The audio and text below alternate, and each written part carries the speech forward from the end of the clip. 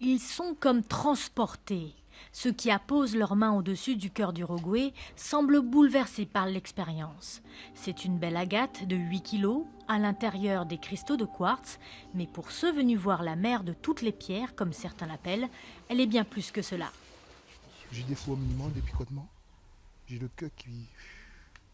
Ma femme était avec moi, elle n'a pas pu résister, elle a éclaté en sanglots. Voilà, il y a un mot qui s'appelle amour, et ça m'ouvre le cœur et ça me met dans des états de joie et de béatitude qui sont très très bons, plus que bons.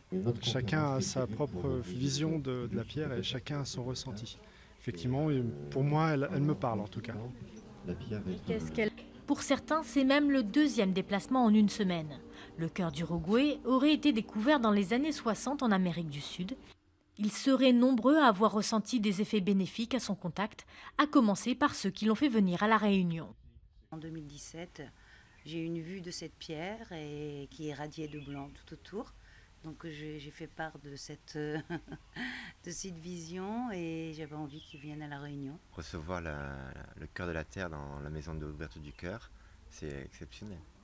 Pourquoi c'est exceptionnel? Parce que ça amène une énergie d'amour inconditionnel, dans un lieu qui est dédié justement à l'amour inconditionnel.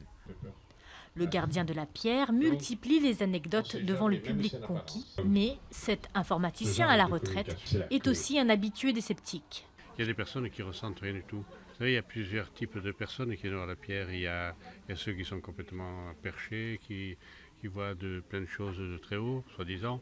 Il y a les énergéticiens, ceux qui sont dans l'énergie, qui ressentent justement beaucoup de choses. Il y a les curieux, il y a les sceptiques. Est-ce que tout ça, finalement, c'est pas dans la tête, Michel? Ah, mais peut-être il y a le côté placebo, ce que vous voulez dire. Moi, j'en sais rien, c'est possible. Michel Almeras affirme ne pas être rémunéré pour garder la pierre.